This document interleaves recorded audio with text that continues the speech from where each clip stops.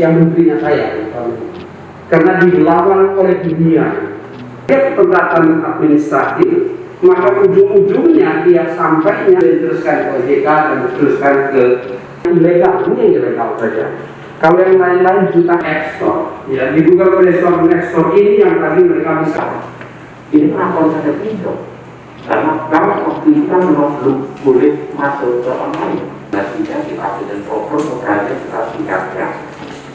Nah, masalahnya sekarang sekalian saya ingin mengumumkan hasil rapat di bidang Polhukam terkait dengan masalah penegakan hukum, tetapi terkait dengan masalah keuangan dan perbankan, sehingga di sini hadir bersama saya Bapak Menkominfo, kemudian Bapak Ketua, yaitu ini Pak Joni G. Plate, Bapak Ketua Dewan Komisioner OJK Bapak Wimbo Santoso, kemudian ada Bapak Wamenkumham, ada Gubernur, Deputi Gubernur BI, kemudian karena ini ada masalah-masalah penegakan hukum, ada Kabareskrim Polri, ada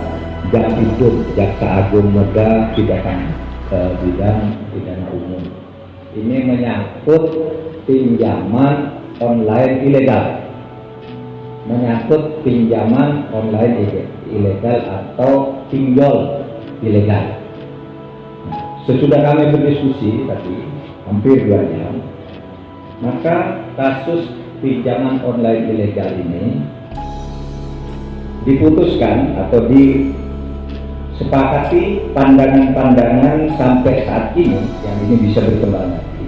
Sebagai berikut: dari sudut hukum perdata, pinjol ilegal itu adalah tidak sah karena tidak memenuhi syarat objektif maupun syarat subjektif seperti diatur di dalam hukum perdata. Jadi 2 syarat objektif tidak terpenuhi, 2 syarat subjektifnya tidak terpenuhi. Nah, kemudian dari sudut hukum pidana ini banyak yang hari ini dirumuskan. Pertama, hal yang sudah dilakukan oleh Bareskrim Polri, yaitu menyangkut ekses ikutan dari pinjaman itu, didorong untuk ditingkatkan langkah-langkah tindakan hukumnya. Ekses dari pinjaman itu yang tidak langsung terkait dengan pinjaman itu, misalnya ancaman kekerasan, ancaman menyebar foto-foto tidak senonoh dari orang yang punya utang kalau tidak bayar, itu terus sekarang bandar-bandarnya, pekerja-pekerjanya mulai ditindak. Nah, kemudian kita juga tadi menyinggung kemungkinan penggunaan pasal 368 KUH pidana, yaitu pemerasan ini hukum pidananya. Lalu juga ada pasal 335 KUH pidana tentang perbuatan tidak menyenangkan yang bisa dipakai. Kemudian undang-undang perlindungan konsumen, kemudian undang-undang ITE pasal 29 dan pasal 32 ayat 2 dan ayat 3. Nah, ini kami umumkan kepada masyarakat bahwa dari aspek hukum perdata kita bersikap pinjaman online, pinjol ilegal itu ya ilegal, namanya juga ilegal, tapi bisa dinyatakan tidak memenuhi syarat sehingga bisa dinyatakan batal atau dibatalkan. Ya. Oleh sebab itu,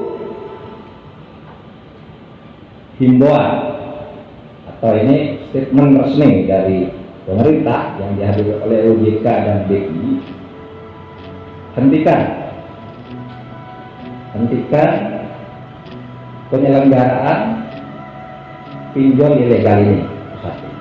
Yang kedua, kepada mereka yang sudah terlanjur menjadi korban, jangan membayar. Jangan membayar.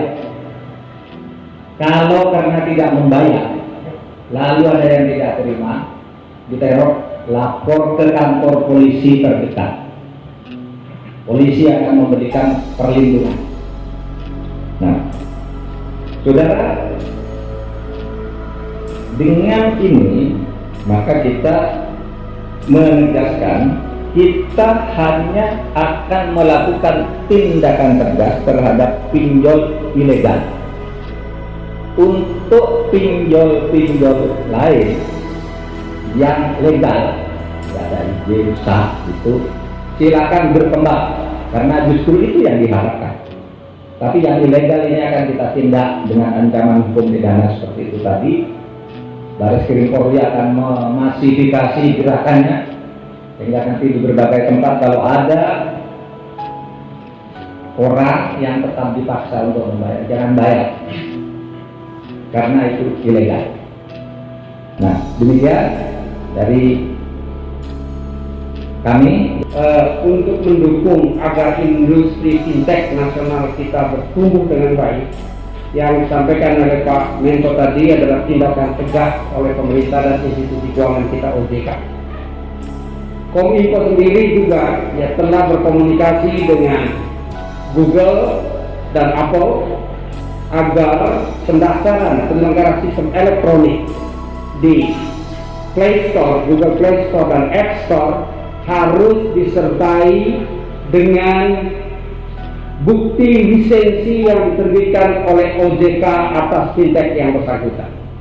Nah, kita harapkan kerjasama platform digital untuk juga mendukung agar industri keuangan nasional termasuk fintech dan industri dunia bisa bertumbuh dengan baik secara legal dan secara bersama-sama kita secara tegas memberantas industri keuangan yang ilegal termasuk pinjol ilegal di Indonesia. Terima kasih.